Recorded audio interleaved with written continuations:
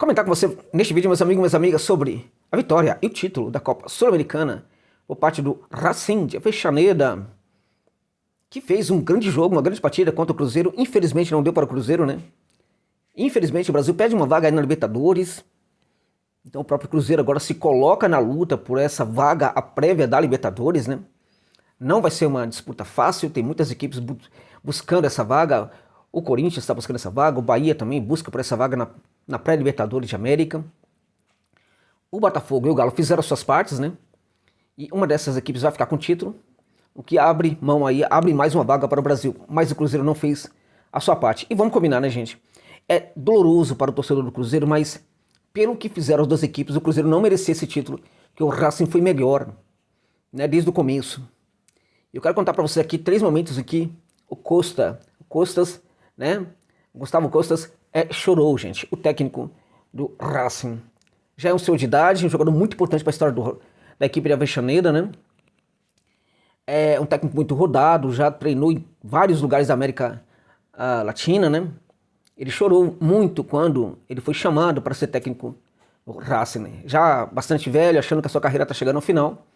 Ele entendeu isso como um prêmio, né, para ele poder fazer, treinar a equipe do coração, tá? Então chorou muito. Dizem que ficou ali quase 2 dias aí que não fazia mais nada, exceto ficar em lágrimas, né? Ele chorou novamente quando ele assinou o contrato para se tornar técnico do Racing. Chorou muitas outras vezes, claramente, mas depois da vitória, depois dessa vitória, depois do 3º gol do Martínez, ele chorou como se fosse uma criança. Ali nós temos um técnico muito interessante, porque já depois de muito tempo na carreira, ele resolveu estudar. Ele entendeu que a sua carreira não estava bem, não estava bacana, que muitas das suas apreciações sobre o jogo estavam superadas. E ele, um senhor, né, coisa que técnico jovem no Brasil não faz, ele, um senhor de idade, de alta idade, resolveu parar para estudar futebol, né? Formou uma equipe, né, para entregar dados para ele, para ajudá-lo a analisar jogos de vários lugares do mundo, tá? Jogos até mesmo, para vocês terem ideia, do campeonato japonês. Até isso ele olhou, ele analisou, tá? Então, é um prêmio a um profissional muito sério, né? Muito sério, porque treinador argentino tem essa pegada, quando percebe que precisa melhorar, né, com raras exceções, evidentemente, tem alguns que claramente não são tão sérios assim, né? Mas a grande maioria é de treinadores que gostam realmente de estudar muito futebol, e quando percebem que tem problemas, tendem a olhar para esses problemas, entender que eles são os problemas e tentam resolver, né? Então parabéns ao técnico do Racing.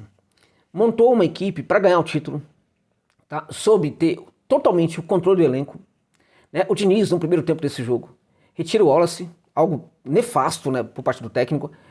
Se o técnico de fato é muito diferenciado, ele que encontra uma situação tática no jogo para atenuar o problema, e aí sim no intervalo ele tira o jogador. Quando o técnico tira o jogador, no primeiro tempo, da forma como fez o Diniz, claramente que ele mostra que ele tem dificuldade sim com algumas questões do jogo. Além do que, é uma grande falta de respeito com o jogador que está fazendo sua parte, está tentando, não está conseguindo jogar bem, mas está fazendo todo o possível, tá? Então, assim, não pode jogar para a torcida o atleta, né? E é justamente o que o técnico faz quando retira no primeiro tempo, como fez o Diniz. Realmente foi um negócio espantoso, né? Do outro lado, nós temos um técnico que tem o controle do elenco. Luciano Vieto, por exemplo, foi banco o tempo inteiro, não entrou no jogo. Esteve comemorando, esteve sempre apoiando seus jogadores em campo. No final, foi para campo para chorar também, para ficar feliz, né? Martínez, né, que voltou de contusão, Roger Martínez, né? Enfim, claramente não estava na devida condição física ainda, corria com dificuldade, mas foi o cara que fez o 3º gol, né? Também comemorou muito depois, né? O Costa tirou ele do banco. Por que não tirou o Vieto? Por que não tirou o Vieto? Né? Porque ele entendeu que o Martínez, mesmo sem toda a condição, né, é um jogador importante para essa final. Era um jogador que poderia ser muito decisivo na hora de fazer o gol. Por quê? Porque ele vinha com dores, né, dores na alma, em virtude da lesão que teve, né, que o retirou de muitas partidas, né?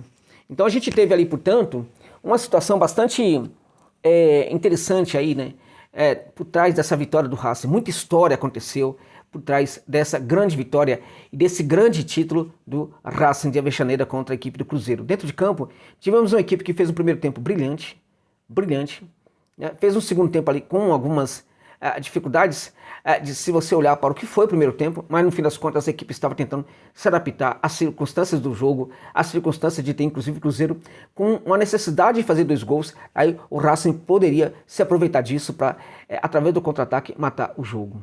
As coisas não deram muito certo, dentre outras coisas, não porque houve propriamente acertos da equipe do Cruzeiro. A gente vê o Cruzeiro com muita dificuldade e dependendo das suas individualidades. Diniz, o melhor técnico do futebol brasileiro. Pois é, taticamente, esse Cruzeiro é lamentável, né? E a equipe do Cabuloso conseguiu chegar ao gol de desconto graças à atuação individual de alguns dos seus melhores jogadores, né?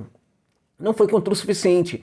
O Cruzeiro levava muito movimento para a área do Racing. Esse movimento era sempre sonegado ali em virtude das ações defensivas, não só dos defensores, mas também dos jogadores de meio de campo, que voltavam muito para marcar e fechar ali o terço final, né, terço inicial para a equipe racinguista, né. O que a gente teve, portanto, foi um Racing, né, tentando administrar o jogo, mesmo cedendo bola e cedendo campo para o Cruzeiro, postulando que o Cruzeiro não conseguiria entrar na sua defesa. Teve momentos de dificuldades ali, teve alguns poucos sustos, na verdade, mas o que assustava era o movimento de jogo que o Cruzeiro levava para a área, porque o torcedor, às vezes, quando não olha muito para o que está acontecendo, fica muito preocupado com isso. Por quê? Porque um movimento de jogo levado para a área pode, por exemplo, resultar em uma ação circunstancial, uma bola que bate na mão, né? Uma falta, tal, enfim, pode gerar um pênalti, né? Então isso gera a preocupação aí no torcedor que está vendo o jogo. Contudo, isso também pode até fazer com que um especialista, aquele que tem um olhar para o jogo muito mais qualificado, considere que isso possa acontecer. Mas no caso, ele percebe que está muito difícil de acontecer. E foi justamente o que a gente viu nessa partida no segundo tempo. Estava muito difícil o Cruzeiro, por exemplo, incomodar o Racing. E não foi, e evidentemente conseguiu fazer um gol, graças à atuação ali individual de 2 dos seus melhores jogadores, mas isso não vai acontecer sempre, num cenário em que taticamente a equipe está completamente dominada dentro de campo. Foi o primeiro tempo absurdo, com o Racing marcando totalmente lá em cima, totalmente, né? O segundo tempo também é explicado pelo primeiro, não foi só porque o Racing quis administrar, e também porque tinha uma grande vantagem, é porque estava cansado, estava exausto, o Martinez jogou muito, não estava aguentando, né? Vários outros jogadores também não estavam mais aguentando correr, mas estavam entregando, achando energia ali, sabe lá onde, né? Para conseguir marcar a equipe do Cruzeiro, né? Então essa equipe do Racing administra muito no segundo tempo, também porque joga demais no primeiro. O primeiro tempo era para ter feito 3 gols, 4 gols no Cruzeiro, não seria nenhum exagero. Então diante do que a gente viu em campo hoje, né, na cancha do Cerro Porteño, né, não era para o Cruzeiro ser campeão. Infelizmente para os torcedores do Cabuloso, eu preciso falar isso, né?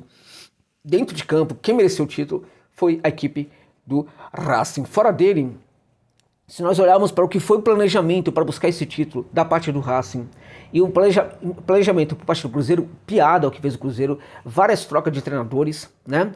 Um desrespeito completo a alguns dos seus técnicos anteriores, né? Enfim, um improviso total, né? Achando que por ser futebol brasileiro sempre vai se dar muito bem, buscaram o técnico aí, né, que cai na graça de muitos, mas que, na minha opinião, né, tem problemas seríssimos, muito diferentemente do que ele pensa, tem problemas inclusive do ponto de vista da montagem de uma equipe qualificada, né? E aí não podia ser diferente. O Racing mereceu, foi o legítimo campeão da Copa Sul-Americana e o Cruzeiro ficou na mão, não fez por merecer esse título, tá? Agora vai ter que brigar muito, né, no Campeonato Brasileiro para conseguir uma vaga na Libertadores. Na Sul-Americana já está praticamente classificada para a Sul-Americana, né? Agora, para a Libertadores de América, não vai conseguir se classificar, né? Claramente que como a equipe volta há pouco tempo da segunda divisão, ir para a Sul-Americana novamente e tal, pode não ser um problema tão grave assim, tão sério. Mas olha, e os investimentos, né?